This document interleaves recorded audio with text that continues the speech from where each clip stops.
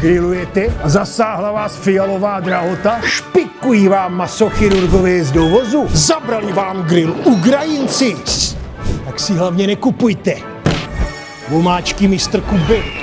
Drahý to je jak faktura za plyn. Chutná to jak lanéže z Davosa a pálí to jak banderovci do Polárku. Prosím vás, a už jste to vůbec ochutnal? Ne, ale přišlo mě to mailem. Chcete si udělat tak dobrou grilovačku, že o ní napíšou v Blesku? Chcete, aby se o vašich burgerech psalo v řetězových mailech? Chcete být prostě za hvězdu? Tak běžte na e-shop voxtv.cz a objednejte si sadu omáček Mr. Kubelík.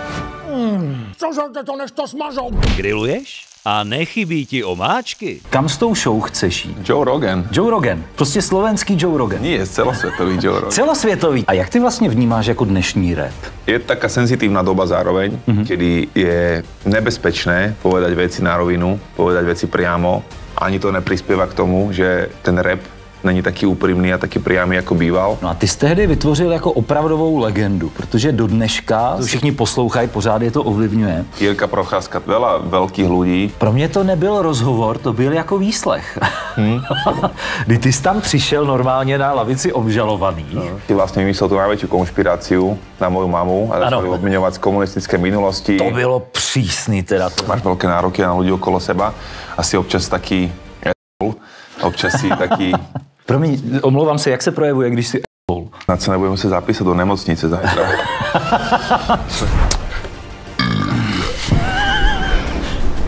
A myslím si, že celá Európa trpí Green Dealom a prehodnocuje momentálne situáciu okolo tohto, takže vychádza najavo, že v podstate Mike Spirit mal pravdu v roku 2020, keď povedal, že klimatická kríza je len ďalší hoax, ktorý je zneužívaný na manipuláciu ľudí. Podľa mňa sme všetci tak trochu viacej narcisti vďaka tým sociálnym sieťam a menej odolný. Myslím, že nás čaká úžasná, lomeno hrozostrašná budoucnost.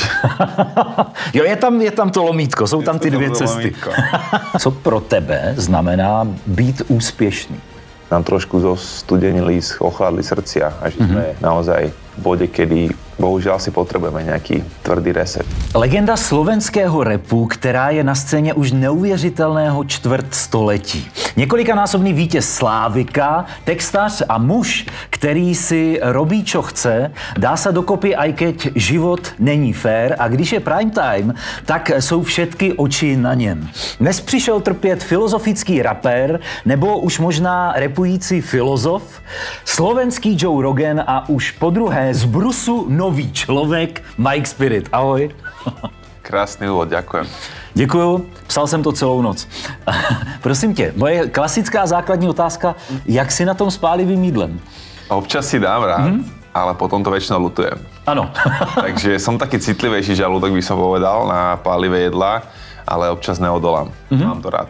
Já možná prozradím, že my jsme vlastně, teď nevíš jako úplně do čeho jdeš, respektive my nevíme, jak to zvládneš. Takže to dneska bude takové dobrodružná pouť pro nás, pro všechny. Hej, bolo pre mňa prekvapenie, prečo ste písali, že treba prísť najedený. Áno. Si hovorí, že či máte nejakú teóriu, že potom lepšie funguje mozog v konverzácii. A teraz som si uvedomil, že to má tento dôvod.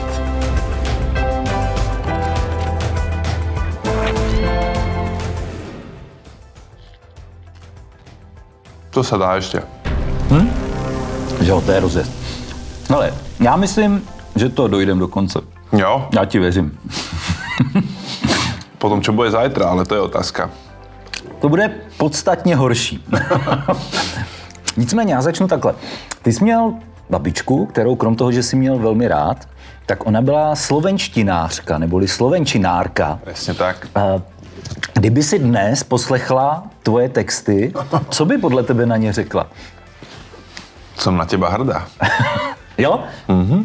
Ja si myslím, že bola hrdá, pretože pracujem so slovenčinou a nezradil som ju. Neprešiel som na tú angličtinu, jak ma to tam láka už takmer dekádu. Takže si myslím, že zveľaďujem slovenský jazyk. Samozrejme, že používam veľa anglických výrazov, pretože už 5 rokov mám rodinu, ktorá je anglicky hovoriaca. Medzi sebou doma hovoríme po anglicky. Takže občas sa tam nejaký ten výraz anglicky votre, ale to trošku je takým môjim podpisovým vzorom, by som povedal, že vždycky som tam tú angličtinu dával, kvôli tomu som študoval vysokú školu v angličtine a príde mi to úplne prirodzené. A ja tú prirodzenosť uctievam a mám ju rád a keď tak hovorím v bežnom jazyku, tak budem hovoriť aj v mojich rapových textoch. A ty, když to píšeš, tak jako na můj vkus je to vysoce jednak intelektuálně náročné, ty texty, že v tom je jako nějaké poselství. Druhák je tam velká jako zvukomalebnost těch slov, to znamená... Flow. Když píšeš ten text, co je jako pro tebe určující? Co je tam důležité? Jako? Záleží od pesničky, vždycky máš trochu inú prioritu, niekedy je to viacej ten odkaz, ten message, niekedy to je viacej, aby to malo trošku melódiu, aby sa to s tým hralo, s tou zvukomalebnosťou. Niekedy to je symbióza, kombinácia tých dvoch, takže záleží, ale vo väčšine prípadov, po väčšinu tej kariéry mojej to bolo, že odkaz bol na prvom mieste, že tie pesničky mali mať tú výpovednú hodnotu, mali mať jasné posolstvo, mal ten obsah byť to gro, prečo to robím a tá forma mala byť prispôsobená tomu obsahu. Dnes je to v mode robiť naopak, ide skôr o tú formu, o tú melodickosť. U väčšine ostatných interpretov a reperov nech to je hlavne počúvateľné a príjemné a ten obsah niekedy môže byť aj taký náhodný generátor slohu a nevadí to tým poslucháčom. U mňa to bolo väčšinou naopak, ale hovorím, sú aj pesničky, kedy som išiel viacej po tej melódii a po tej flow, ako po tom význame. A jak ty vlastně vnímáš jako dnešní rap v tomto kontextu? No, práve som čítal cestou na tieto rozhovory dnešné, že prvýkrát od roku 1990 není rapová skladba teraz v top 40 alebo top 100 nejakých najväčších hitov na svete. Myslím, top 40, že tam proste není rapový song. Čo sa nestalo 3,5 dekády. Takže to je, myslím, že jasný dôkaz toho, že ten rap trochu stratil takéto prvenstvo, ktoré si fakt, že odkedy to ja robím, úplne udržiavalo vo svete, hlavne medzi mladými úplne bezpečne. Je to aj tým, že stratil také hranice a prestalo byť jasné, čo je ešte rap, kde začína pop, kde to je už nejaký iný žáner, kde to je R&B a je to taká fúzia takých rôznych vecí a myslím si, že trošku stráca svoju definíciu. Stráca tú esenciu, ktorá vlastne robila z neho ten najžiadanejší žáner. A co si myslíš, že zatím je? Protože v 90. letech, že to bylo o ulici, prostě o životě na ulici, bylo to jako pravdivé, ti repeři opravdu zažívali ty příběhy, o kterých rapovali. Dneska mě to na jednu stranu přijde, jako takové ufňukané a na druhou stranu je to samé horse, bitches a drogy a fejkovní prostě majetek, že to není realistické vůbec. Trochu tohto tam bolo vždy, ten materializmus, money, bitches, cars, jewelry, to tam bolo stále. Ale myslím si, že jednak tým, že už sa nežije ten život tak v tých uliciach, jak to bolo v 90. rokoch, jak to bolo začiatkom 2000, keď sme my vyrastali ako teenagers. Lebo tí teenagery určujú tú tvár tej hudby a robia tie najväčšie hity. To sú tí okolo 20 rokov, kedy tá muzika naozaj dominuje v tvojom živote. A ja si myslím, že už momentálne nedominuje v životoch tých mladých ľudí tá muzika. Že už sú to možno hry, možno sociálne siete, možno TikTok, možno nejaké iné digitálne rozptýlenia, ale že tá muzika není už taká esenciálna, už možno aj na 4., 5. mieste v tom živote tých mladých ľudí. U nás bola jednoznačne prvá a definovali sme sa podľa toho, kto čo počúva. Boli reperi, boli punkáči, boli skinheadi, každý mal jasne definovaný žáner. Teraz je to trochu viacej poprepájané a vlastne tá fúzia je taká nové normálne, že sa to všetko spája, zlieva do jedného. Je taká senzitívna doba zároveň, kedy je nebezpečné povedať veci na rovinu, povedať veci priamo, povedať pravdu. Niekedy je naozaj, chce to odvahu. Ani to neprispieva k tomu, že ten rap není taký úprimný a taký priamy, ako býval.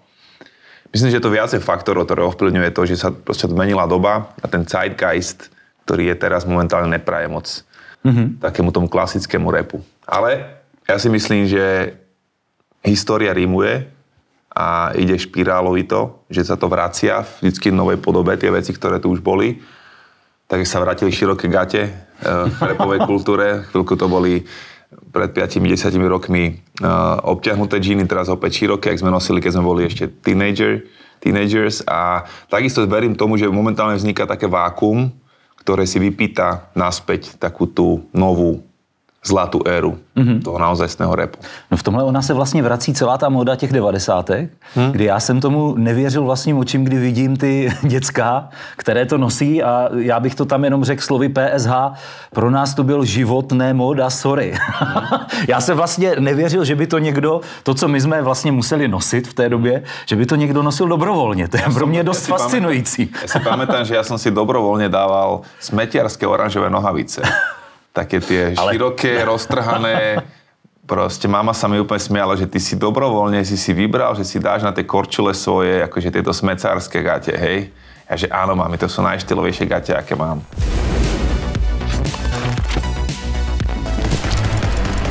Tak tohle je ten Blitzkrieg. Sushi, hej? Ano, sushi a Blitzkrieg, to je ideální. No dobre, ten názov čo? To je právě marketingově zaměřené na důchodce, jak je tu chuť jejich mládí, víš? Pomienky. Když ještě chvilku zůstaneme u té babičky a u toho slova, protože ty jsi mistr slova, nebo jazyka obecně, tak ono se říká, že jazyk je vlastně zrcadlo duše. Teď já to přenesu do toho hlubšího. Když se dneska podíváš na to, jak lidi obecně nebo na sociálních sítích speciálně mluví a píšou, co to vypovídá o jejich duši nebo o duši společnosti dneška podle tebe? Podľa mňa sme všetci tak trochu viacej narcisti, vďaka tým sociálnym sieťam. Sme trošku viacej závisliví a iritovaní vecami, senzitívni a menej odolní. Zároveň si myslím, že je to o veľa veciach super, že máme na končekoch prstov také možnosti a vieme naozaj prísť k úžasným informáciám a k úžasným vedomostiam behom sekúnd, čo podľa mňa človek, ktorému by si to ukázal v 18. storočí, by to považoval za úplný zázrak, za proste bielu mágiu. Takže myslím si, že opäť je to nástroj, ktorý zatiaľ teda, kým nepríde superinteligentná bytosť, tak je to len nástroj, ktorý používame a skôr odhaluje viacej o nás ako o sebe samom, pretože takisto oheň alebo nožík vie byť človeku prospešným nástrojom a vie kvôli nemu lepšie prežiť alebo dožiť. A je to o tom, ako to používaš. Takže ja si myslím, že je to pekné zrkadlo nastavené ľudskej spoločnosti a všetci sa tak trochu učíme, ako v tom hýbať. Ale myslím si, že trochu sme nezvládli tú reguláciu tých sociálnych sietí, čo sa týka mladých ľudí, že sme nechali túto vysokonávykovú vec prístupnú tým mladým nedovinutým mozgom a že teraz sa ukazuje na tých číslach tých depresí a tých zneužití liekov až samovrážd, aký to má dopad na tú mladšiu generáciu, na všetky generácie. No a tam mě vždycky fascinuje, protože já jsem poměrně velký kritik sociálních sítí, byť na nich částečně působím, ale s velkým vnitřním sebezapřením. Ale jak ty bys to řešil? Protože tady máš statistiky, kde prostě v Americe děti mezi 12. a 17. rokem tam 60% vykazuje známky deprese. Teďka byla v Česku to bylo přes 50% u žáků základních tříd. To je každý druhý, že má známky deprese. A teď my to víme všichni. Zvlášť jako my jsme rodiče, že jo? Tak ty rodiče to mají ještě o něco jako silnější. My to víme, ale přesto se s tím nic jako úplně neděje. Jak ty bys to řešil? Nebo jak ty to řešíš jako rodič toho? Tak moja dcera má 5 rokov a len prichádza budúci rok do toho základného vzdelávacieho systému. Tu jsme na tom stejně. Snažím sa nachádzať rodičov podobne zmýšľajúcich a vytvoriť takú alianciu, takú komunitu podobne zmýšľajúcich ľudí, lebo viem, že keď bude jediná v triede, ktorá nemá telefón alebo sociálne siete, tak bude pod veľkým tlakom a musí to vidieť vo svojom okolí, že to je normálna vec to nemať.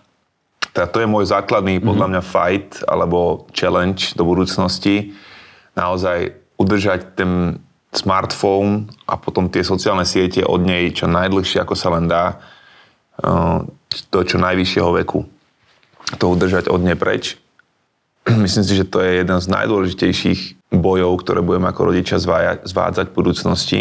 A myslím si, že aj školy by mali pristúpiť k tomu nejak zodpovednejšie a trošku regulovať túto vec. Ja som mal debatu s bývalým, dúfam, že aj budúcim ministrom školstva, ktorý sám povedal v rozhovore so mnou, že keď sa stane znova ministrom, tak zakáže mobily na základných školách, alebo možno na stredných, čo je podľa mňa super ťah a úplne by som bol za, aj keď sa to mladým nebude páčiť, ale aj kasína sú od 18 rokov, aj tetovanie si môže dať až po 18 a tie telefóny sú podľa mňa oveľa nebezpečnejšie ako nejaký gambling, pretože tie porovnávačky, ten narcizmus, tí nebezpeční ľudia, psychopati a tí všetci vlastne sexuálni predátori a podobní ľudia sú prítomní na tých sieťach a presne vedia, ako zmanipulovať tie deti.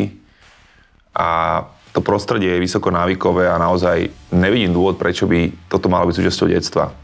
Ja som za technológie, nech sa učia na tabletoch, nech majú AI, nech pracujú s technológiami, nech sa učia, nech tvoria pomocou týchto vecí, ale určite som není za to, aby scrollovali po nociach na TikToku a aby boli vystavení tomuto prostrediu toxickému.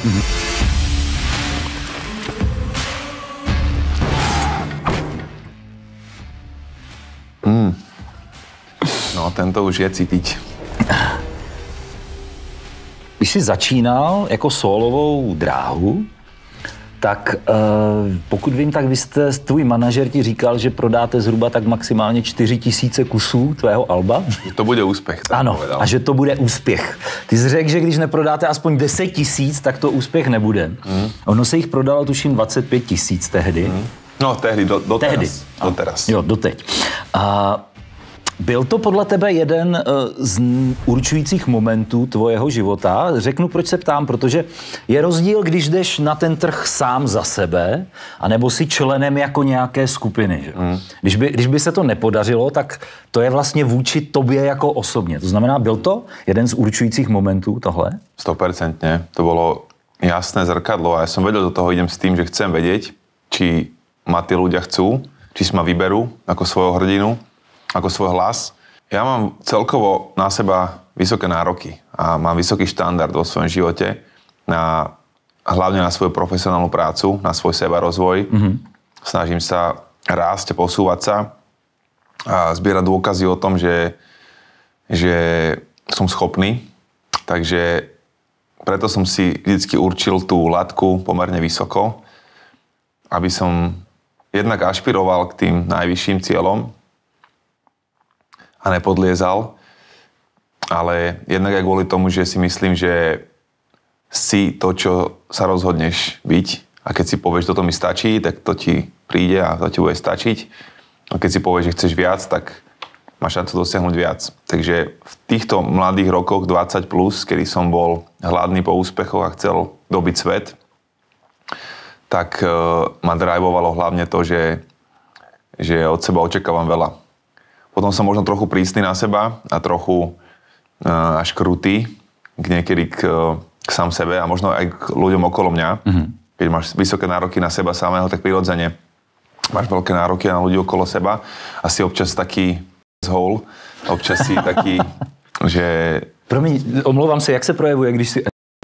Že si náročný, ako keby v rámci toho, jak keď Steve Jobs, ktorý sa snaží dosiahnuť nejakú excelentnosť v rámci svojich produktov a tým pádom musí občas kričať na svojich podriadených, musí občas dať najavo, že majú ultimátum, ktoré musia splniť, musia byť na špičkách a podosahovať tie najlepšie výkony, podávať 100%, byť áčkoví hráči a to si myslím, že som trochu mal také nároky na mojich ľudí v okolí, aj keď som nebol šéf, ale skôr parťák a možno občas kvôli tomu som bol trochu príliš.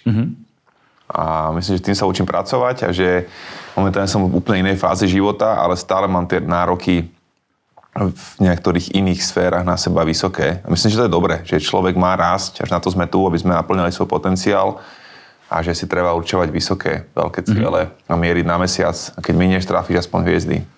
To je pravda. Zrovna Steve Jobs byl teda mega Hovorí sa to o ňom. Ale mě by zajímalo, co by se bývalo stalo teď teoreticky, kdyby to tehdy nevyšlo? Myslíš, že by tě to jako zlomilo, že by... Myslím si, že keby som predal iba 8 000, tak to stále idem ďalej.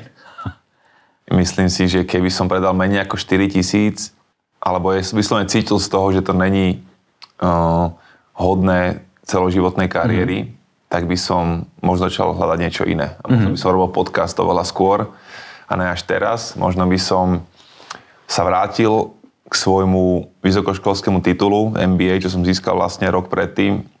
Začal robiť nejaký startup alebo nejakú prácu, ktorá vyžaduje toto management, business uvažovanie. Ale myslím si, že dôležité je byť ten, čo rozmýšľa nad plánom A a nemá plán B. A to bol môj mindset vtedy, v tej dobe, že nerozmýšľal som nad tým, čo sa stane, keď nepredám tých 10 000. Som si bol istý, že ten album je taký dobrý, že si zaslúži predať 30 000, 50 000, aj keď to boli akože astronomické čísla. Ale veril som tomu a veril som, že netreba rozmýšľať nad tým, čo by bolo keby, ale že veriť tej svojej prvej idei a ísť potom, čo som si vytýčil. No a ty jsi tehdy vytvořil jako opravdovou legendu, protože do dneška se k tomu všichni odkazují, ať už v Broadcastu, to říkali, že Jan Vojáček taky v jiném rozhovoru, že to všichni poslouchají, pořád je to ovlivňuje. Jirka Procházka takisto hovoril o tom. Veľa veľkých ľudí, športovcov, atletov, muzikantov, umelcov, ale aj biznismenov a politikov naozaj hovorí o tom, že tieto albumy z tých 2010 rokov že zarezonovali s viacerými generáciami. Mě tam zajímají vlastně dvě otázky. První, v čem si myslíš, jako co je to, co tam je, že to vytvořilo takovou legendu? A ta druhá, jestli se nebojíš, že si ji někdy překonáš? Myslím si, že je to hlavne kvôli tomu, že ten album bol komplexným dielom, kde je naozaj tvrdosť a jemnosť, kde je hĺbka aj výška, kde sú nejaké pouličné rapové hymny a zároveň jemnejšie veci pre ženy, kde je filozofia a životná pravda a zároveň aj veľa srandy. Je tam cítiť, že som 27 rokov žil a naplňal si ako keby zásobník, ktorý som potom vystrieľal na tom albume a dal som tam naozaj všetko, čo som mal vo svojej duši a vo svojich schopnostiach, svojom talente vtedy. A že bol hlavne autentický, že som prišiel s niečím novým. Nový človek a že to bolo tak trochu nevydané na rapovej scéne prísť s textami, ktoré sú intelektuálne, ktoré sú až spirituálne. Takže podľa mňa to ma odlišilo, som si vytvoril takú vlastnú ligu a úplne predčil očakávania, aj keď boli vysoké. A to mi už hovorili po albume Nový človek, že gratulujem ti, ale zároveň je mi ťa ľúto, že toto už nikdy neprekonáš, že si odkázaný na vlastne celý život pokusov o prekonanie albumu Nový človek. Ale ja si myslím, že mne sa to podarilo hneď o pár rokov neskôr, albumom Y a aj vďaka skladbe Prime Time, ale celkovo tento dvojalbum zarezonoval možno ešte viac. Stal sa minimálne komerčne ešte úspešnejším a predal ešte viac a urobil ešte lepšie čísla. A naozaj tak úplne, že zadefinoval to moje meno, že ho spravil naozaj súčasťou tej popkultúry nového tisícročia. Že sa ešte dá povedať, že jeden album je možno nejaká šťastná náhoda, zhoda okolností, že ti to vyšlo, ale už keď to zopakuješ znova, tak už si myslím, že je to neodškriepiteľné, že niečo tam je. No a z nového člověka se stal člověk. A tam by mě zajímalo, myslíš, že to je v určitém aspektu vrchol tvojí tvorby aktuální? Uvedu, proč se na to ptám, protože ty jsi řekl, že v té skladbě, která je taková velmi specifická, je to vlastně, že kdybys měl 5 minut na to prohovořit, promluvit k celému světu, tak tohle je to, co bys mu řekl. To je to, čo by som povedal vtedy, v tom momente. Lebo každý album je tak trochu zápis v tvojom diári a je tam len to, čo si vtedy vedel najlepšie. To nemusí byť ani na druhý deň už to, čo by si povedal. Či dneska už by si řekl něco trošku jiného? Určite by som dneska povedal trošku už niečo iné, lebo som o 2 roky starší, snáď múdrejší.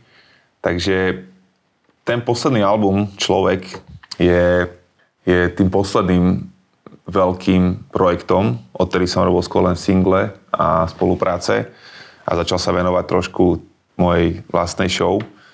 Možno nerobiť také čísla, ako robili tie legendárne albumy predtým, ale som na ten album veľmi hrdý, pretože si myslím, že prišiel v správnom čase a plní istú úlohu. Ja som ho písal tak trochu pre mladú generáciu chalanov.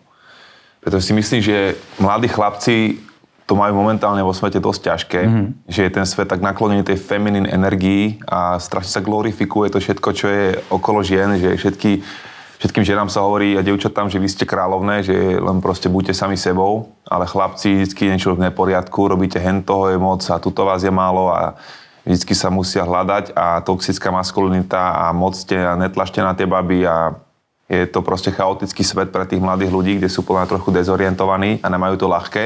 Nezavidím mladým chalanom tento svet a som rád, že mám dcéru, že nemám chlapca, lebo myslím si, že chlapci to majú oveľa ťažšie momentálne. Aj kvôli tomu som ten album spravil zameraný na nich, na tú mladú maskulinitu. A mám super ohlasy od presne týchto mladých chlapcov, ktorí za mnou chodia s tým, že niektoré tie skladby vyslovene ich prebudili v istom smere, alebo im otvorili oči, alebo im nejak ukázali smer.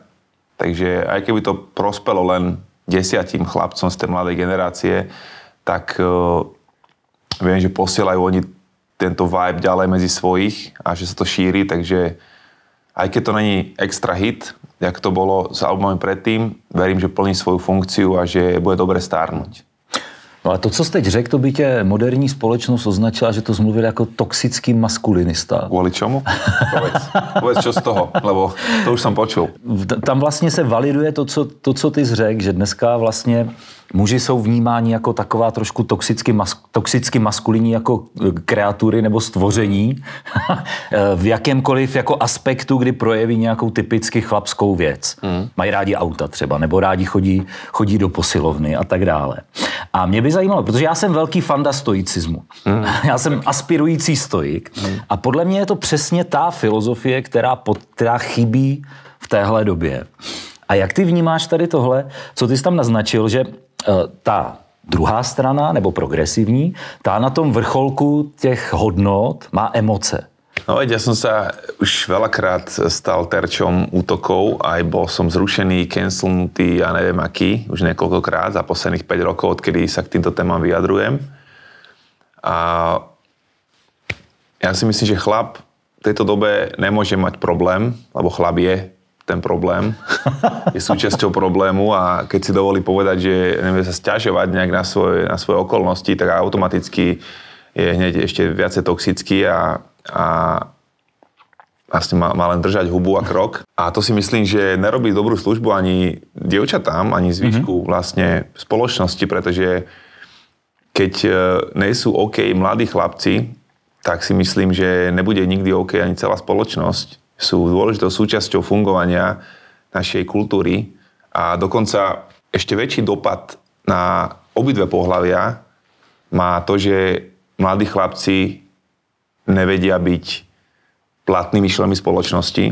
Podľa štatistík, to nie sú vymysly ani žiadne konšpirácie, ale to sú štatistiky, ktoré hovoria o tom, že keď chlapec stratí prácu, alebo mladý muž stratí prácu, tak je šanca v jeho rodine na rozvod oveľa vyššia.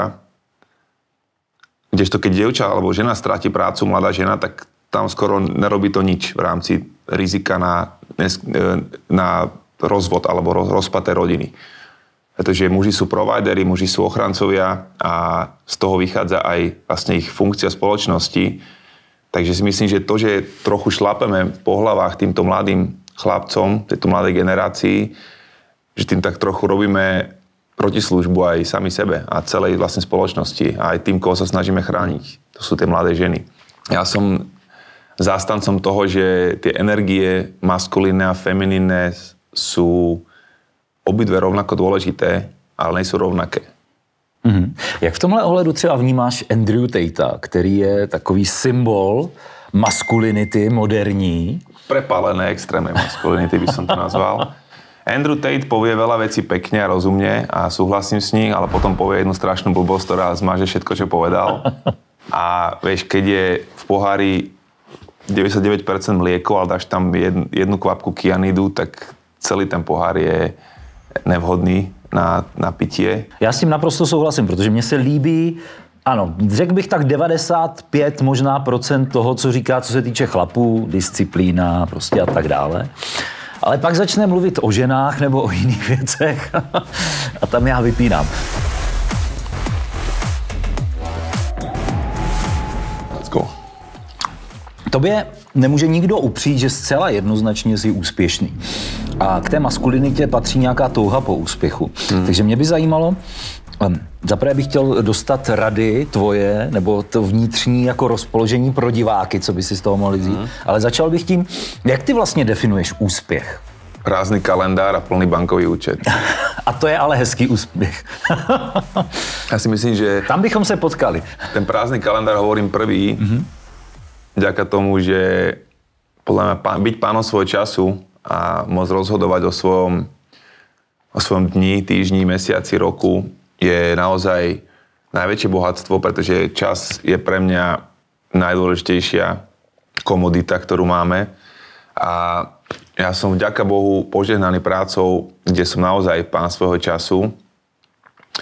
A môžem si dovoliť cestovať do Thajska na 2-3 mesiace počas zimy so svojou rodinou, čo si nemôže dovoliť oveľa bohatších ľudí, CEO za všetkých majiteľov firiem a neviem koho, ktorí majú možno milióny, miliardy, ale musia byť stále prítomní a 18-hodinové šichty sú úplne bežná vec. Takže ja som naozaj vďačný za to, že som pánom svojho času, že si môžem rozhodovať o svojom živote, že nemám šéfa, že môj fans a moja poctivá práca v hudbe je zdrojom tohto požehnania, že som to aj nemusel ukradnúť alebo vydreť v nejakej práci, ktorú by som nemal rád, ale že som robil to, čo milujem. Dával hodnotu ľuďom, inšpiroval iných a týmto to získal. O to krajšie to chutí. A ten plný bankový účet kvôli tomu, že proste nebudeme si klamať. Žijeme v materiálnom svete, v ktorom potrebuješ peniaze na to, aby si doprial tie pekné veci, ktoré život ponúka. A myslím si, že opäť úloha chlapa je zabezpečiť rodinu a vedieť tie peniaze zarobiť. Tak získava chlap hodnotu. Ja si myslím, že mladý chalan v 20 rokoch by nemal rozmýšľať nad tým, ako si nájsť vzťah, alebo ako randiť so ženami, alebo ako byť vo svojej partii za šéfa, ale mal budovať svoju hodnotu, mal budovať svoj charakter, svoje schopnosti, svoj mindset, naberať vedomosti a skúsenosti v živote, aby po 30-ke vedel nájsť ten zdroj toho príjmu, ktorý zabezpečí tú rodinu. Ideálne niečím, čo ho baví, čo ho naplňuje, čo miluje. To je ten úplne ideálny stav a to je najväčší úspech. A teď, mě většinou sledují jako starší lidi, ale i mladší, takže já bych to rozdělil. Teď by mě zajímalo, když by někomu bylo 20 a chce v tom životě být úspěšný, co bys poradil ty ze své pozice, ze svých zkušeností takovému 20letému klukovi? Stan sa svojou najlepšou verziou, nájdi svoj talent, objav podľa svojich vášní a k tomu, k čomu inklinuješ, objavíš to, v čom budeš prirodzene dobrý, čo ti bude robiť radosť, tým pádom to budeš robiť znova a znova, tým pádom sa v tom staneš čoskoro majstrom a potom dosiahneš veci, vďaka ktorým bude tvoj úspech neodškriepiteľným faktom aj pre ostatných, ktorí to sledujú. Tým pádom sa staneš platným členom spoločnosti, budeš dobrým vzorom a budeš užitočným hráčom. A potom v 30-ke, 40-ke sa ti bude oveľa ľahšie kráčať a budeš môcť stvoriť veci, ktoré naozaj chceš. Představ si teď, chlapa je mu 38 let a teď má už rodinu třeba a na tom žebříku někam vystoupal, ale teď zjistil, že ten žebřík má opřený o špatnou zeď. A zjistil, že nedělá to, co by měl a teď má tu krizi. Co jako takový chlap může udělat? Teď, když máš rodinu, že ho musíš mít, nemůžeš jen tak přijít o práci a tak dále. Zaprvé poviem, že starať sa o rodinu vôbec není málo. To není, že má len rodinu a že nenašiel tú správnu vášeň alebo tú kariéru. Starať sa o rodinu je úžasná schopnosť, ktorú treba oveľa viacej glorifikovať, ako oveľa viacej slávy by sa jej malo dostávať, ako sa jej dostáva. Takže už len to, že sa vieš postarať o svoju rodinu, vôbec není málo. Ale to, čo by som povedal, keď naozaj cítiš, že nejsi na svojej správnej ceste, tak ti poviem to, čo hovoria Japonci, že keď nastúpiš na vlak a zistíš, že ideš nesprávnym smerom, treba čo najskôr vystúpiť. Aby si nezašiel a nezablúdil ešte viac.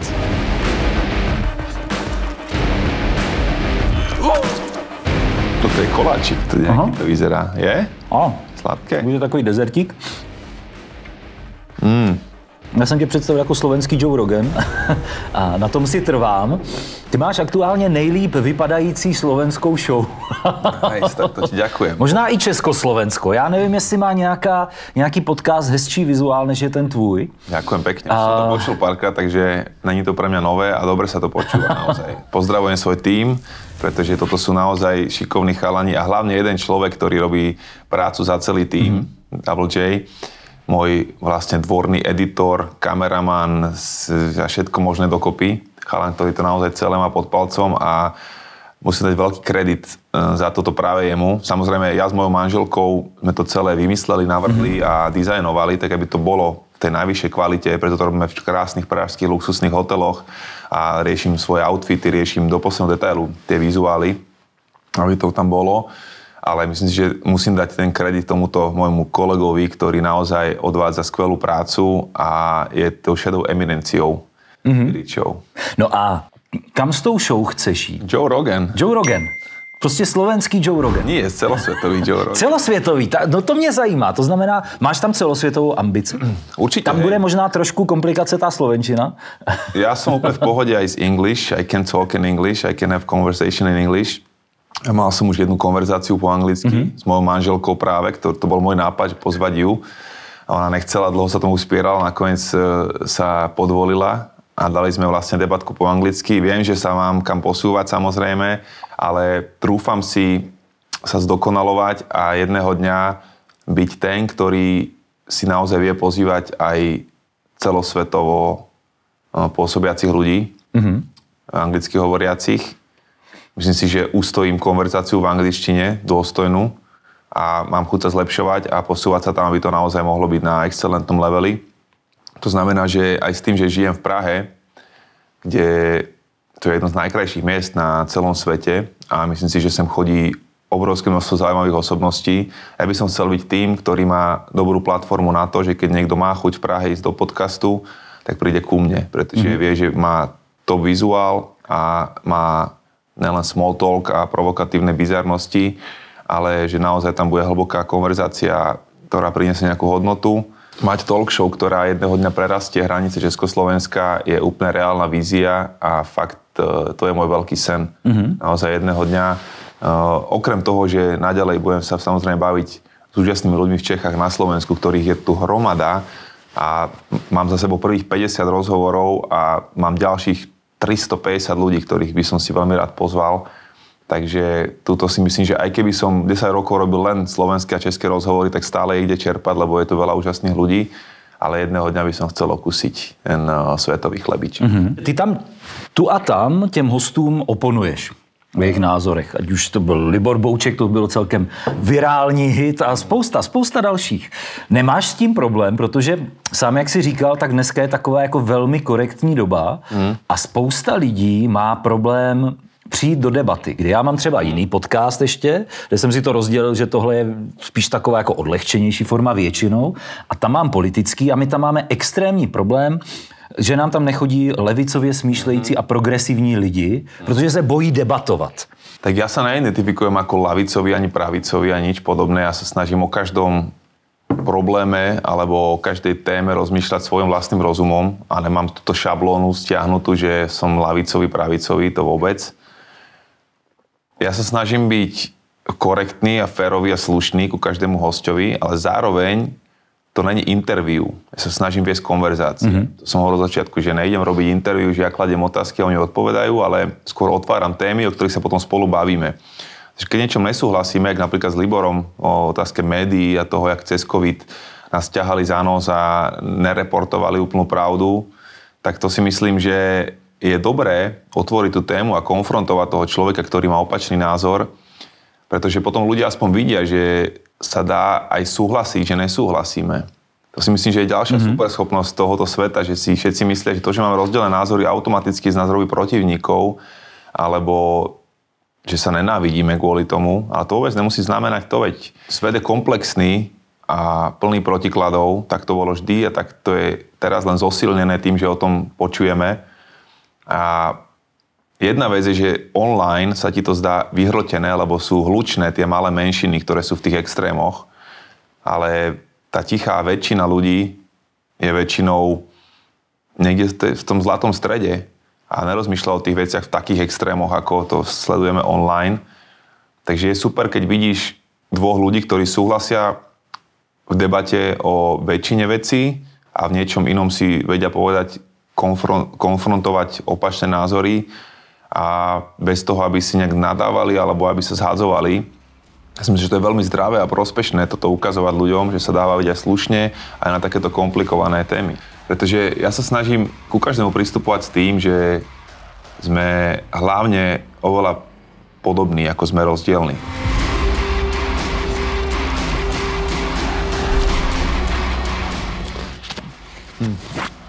Je to veľmi dobré, je to chutné. Moja žena by si to určitě blubila. Tak to jsem rád. Tak, no tak to dostaneš. Můžeš si vybrat, která ti chutnala. O čem jsme se bavili doteď, tak to spojuje jedna věc a to je kreativita. Ty jsi říkal, že chceš napsat knihu o kreativitě. Jak jsme na tom? Už je v produkci? Posledný rok som dal fokus na kreativitu ohľadom Spirit Show, takže som knihu neposúval ďalej. A zároveň si myslím, že táto cesta týchto rozhovorov naozaj bude dobrým príspevkom k tej knihe, pretože je tam veľa nových pohľadov, nových perspektív a rozširuje to moje...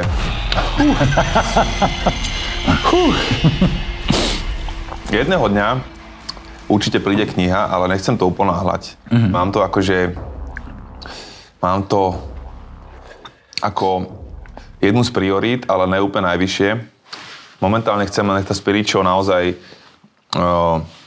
získa svoje miesto pod slnkom, nech sa udomácní, nech to funguje bezproblémovo.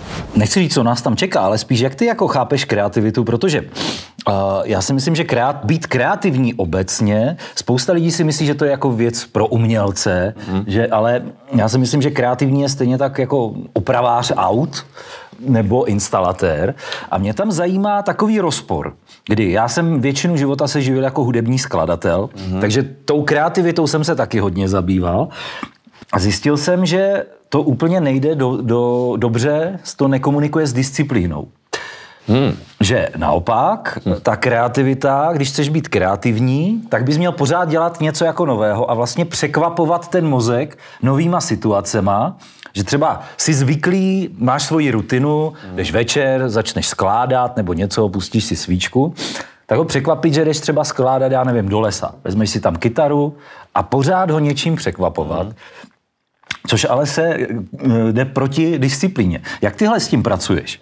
Toto je strašne individuálne, čo človek potrebuje na to, aby mal kreatívny flow. Ideálne rozprúdené telo, to znamená, že zacvičiť si v ten deň a urobiť pár takýchto vecí malých, dobre sa najesť. Promiň, ty jsi tam měl, to mně strašně se líbilo, 4 vítězství. 4 víťazstva denne je skvelý začiatok, presne. Fyzická, niečo si zacvičiť, alebo prekrviť telo nejakým pohybom. Mentálna, niečo si prečítať, niečo nasať do seba, nejak sa stimulovať mentálne. Emocionálna, to znamená vyživiť nejak svoje pozitívne emócie, pokoj, šťastie. Toto je strašne individuálne a v tom je tá kreativita krásna, že to si každý tancuje tak vo svojom rytme. Každý si musí nájsť svoje vlastné pravidlá a niekomu môže fungovať niečo presne opačné, ako funguje mne. Takže neexistujú úplne, že univerzálne návody, existuje len bufet možností a nástrojov, ako tu kreativitu privolat. No, existuje bufet, já právě, když jsem se tím zabýval, tak mě to zajímalo, jakože nejvíc lidí, co říkalo, že jim jako funguje a nejčastěji, a na to pak jsou i nějaké jako výzkumy, kdy nejčastěji to bylo právě, že pořád musíš překvapovat ten mozek. A pak mi určitě pomůžeš vyřešit moji starou skladatelskou otázku, odkud se bere jako inspirace. Protože to bylo to, čím já jsem si lámal hlavu několik let, ne-li desítek, kdy prostě to znáš jako muzikant, prostě jeden den něco tě napadne a je to třeba v muzice prostě nějaký akordový postup a je to nejlepší, co jsi kdy udělal. A druhý den tam přijdeš a ono to vůbec nefunguje. John Lennon, jeden z najkreatívnejších ľudí, hovoril, že keď zachytíš inšpiráciu, tak ju dokončí. Dokončí pesničku v ten deň, v ten moment, aspoň v nejakej forme. Nemusí byť dokonale dotiahnutá každá sloha, nemusí byť refrén byť úplne 100%, ale vytvor to gro, vytvor celý ten projekt, urob celý ten balíček. Neskončí len refrénom, ktorý si v ten deň hovorí, že to je tak dobrý refrén, že presne viem, ako majú vyzerať tie slohy a zajtra na to skočím. Zajtra príde, že ten refrén už ani není taký dobrý, lebo si nepamätáš tú náväznosť toho, ako majú vyzerať teraz tie verses. Takže to je podľa mňa jeden veľký trik, že byť pokorný voči svojej inšpirácii natoľko, že keď príde, tak ju vyžmýkať celú. Všetko zahodiť bokom. Musíš si uvedomiť, že keď chceš byť umelec a tvoriť na tej najvyššej úrovni, tak musí aj tvoje okolie, tvoja rodina, tvoji priatelia, tvoja partnerka musí akceptovať to, že inšpirácia je tvoj jediný šéf. Že to je naozaj čas, kedy musí zahodiť všetko bokom a musí sa venovať jej, keď tam príde tá múza. A byť tam s ňou, tancovať tam s ňou až dovtedy, dokým hrá a vyšťaviť ju úplne do konca. To je tvoja umelecká povinnosť, to nie je ani, že je právo. Ja si myslím, že to vychádza zo spirituality a z toho, že sa staneš tým nástrojom pre tú vyššiu energiu, ktorá cez teba vprúdi do tohto sveta. Že tie najlepšie veci, ktoré som vytvoril, neboli tak úplne diela môjho ega alebo mojej bytosti, akože Majka Spirita alebo Michala Dušičku, ale že by bolo asistované nejakými vyššími energiami. Teraz nemyslím, že anjeli mi poslali odkaz, alebo že to mám priamo od Boha, to vôbec. Ale skôr, že si v takom dobrom spojení so svojím vyšším ja, s tou naozaj tvojou ideálnou vyššou bytosťou, tým šiestým zmyslom ti to preteká do tvojho vedomia na chvíľku, tým vzácnym kanálom na chvíľku otvoreným. A keď si v tomto vyladení na ten signál, že tá tvoja anténa je tak citlivá, že vie zachytiť ten moment, tak vtedy získavaš tú inšpiráciu v tej najvyššej forme. No tak čo, zlatá stredná cesta? Tak já zkusím tu žlutou. To bude najhoršia, že? Já to nevím. Ty to nevíš? To se fakt to nevím. Ani podľa farby, alebo? Je tam veľký rozdiel medzi tým, že keď dám štvrtinku a keď dám polku? To už není jako. To už není velký. Tam ten rozdíl hlavní je v tom, jestli dáš celou nebo půlku, protože ty zrníčka, co jsou na konci, to je ta party. Takže když se jim vyhneš, tak je vlastně trošku jedno, jestli si dal půlku nebo čtvrtku. A to nechám na osudu. No.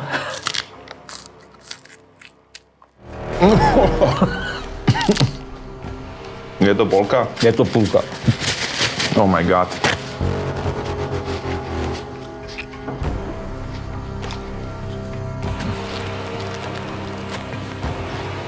Ano.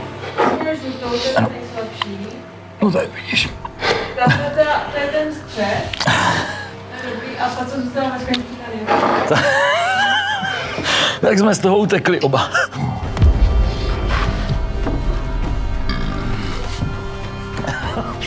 No ale já ti teda musím pogratulovat, protože na začátku jsme vůbec nevěděli, jestli to dáme dál než za první chod. A teď jsi to absolvoval, sice teď trošku asi možná trpíš, ale já ti gratuluju, si v Hall of Flame s Jiřím Procházkou, Štěpánem Kozubem, Terezou Pergnerovou a těma nejlepšíma, které Československo nabízí. Teď bych měl takový sportovní, co prožíváš? Co se ti teď děje? Tak určitě. Kámo.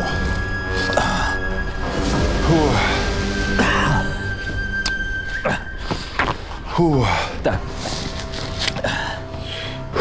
Co bys vzkázal hejtrům? Nechoďte sem. Alebo dojďte sem. Tak. Přátelé, hejtři, přijďte sem.